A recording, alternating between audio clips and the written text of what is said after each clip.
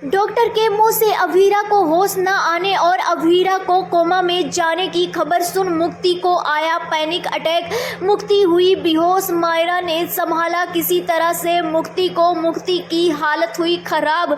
किस किस की आखिरकार होगी हालत खराब, क्या कुछ होने वाला है? जी हाँ दोस्तों, सीरियल रिश्ता क्या कहलाता में बहुत ही ज़्यादा झटका देते हुए नजर आ रहा है।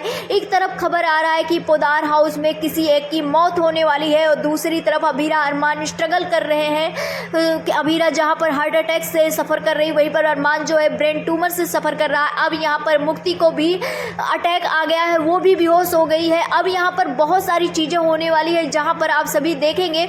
ये सारी चीज़ें एक तरफ होगी, वो एक तरफ विद्या जो है वो दादी सा को खरी खोटी सुनाती हुई नजर आने वाली है। दादी सा क्योंकि जिस तरह से विद्या टेंशन में रह रही है इस टाइम, उसे बस इस चीज़ का है कि उसके बच्चे सही रहें। लेकिन यहाँ पर आप सभी देखेंगे अरमान को होश नहीं आ रहा है, अभीरा को होश नहीं आ रहा है। अब यहाँ पर आप सभी देखेंगे दोनों पर दवाइयाँ काम नहीं कर रही है और ये सारी चीज़ें देखकर डॉक्टर काफ़ी ज़्यादा हैरान परेशान हो जाने वाले हैं। वहीं पर आप सभी देखेंगे अभीरा को होश ना आने पर डॉक्टर कहते हुए नजर आएंगे कि अगर अगले 3 घंटे तक इन्हें होश नहीं आता है तो इनके कोमा में जाने के चांसेस बहुत ज़्यादा हो जाएंगे। अब यहाँ पर एक तरफ अरमान कोमा में जा ही रहा है, धीरे धीरे करके वो सारी चीज़ें भूल रहा है, और दूसरी तरफ अभीरा, जैसा कि आप सभी चाहते थे कि अभीरा कोमा में जाए, और यही चीज़ आने वाले अपकमिंग एपिसोड में आप सभी को देखने को मिल सकता है।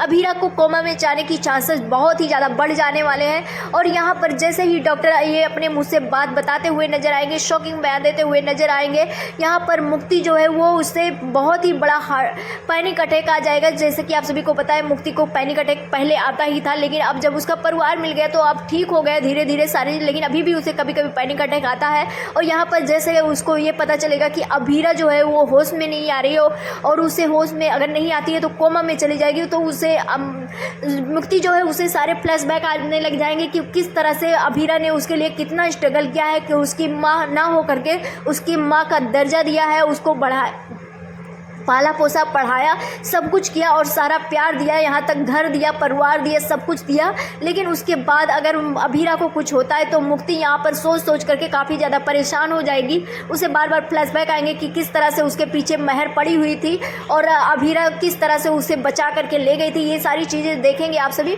जहाँ पर ये सारी चीज़ें सोच करके मुक्ति को पैनिक अटैक आ जाएगा फिर से, और पैनिक अटैक आते ही मुक्ति बेहोश हो जाएगी, बेहोश होकर के गिरने लगेगी। मायरा बगल में रहेगी।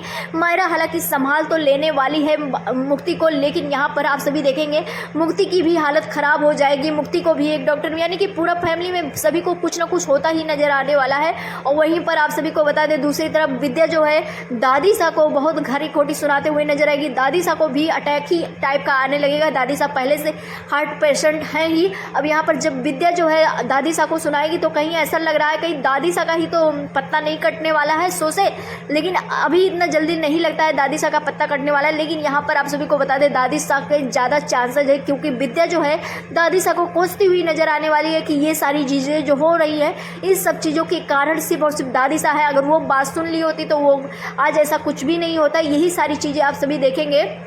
हो सकता है दादी सा वो उनको बड़ा झटका लगेगा ही विद्या की बातें सुन करके। अब यहाँ पर दादी सा अपने आप को खुद को संभाल पाएंगी या फिर उनको भी अटैक आ जाएगा और उनके साथ ही कोई हादसा हो जाएगा। पोदार हाउस में किसी एक की मौत होने वाली है।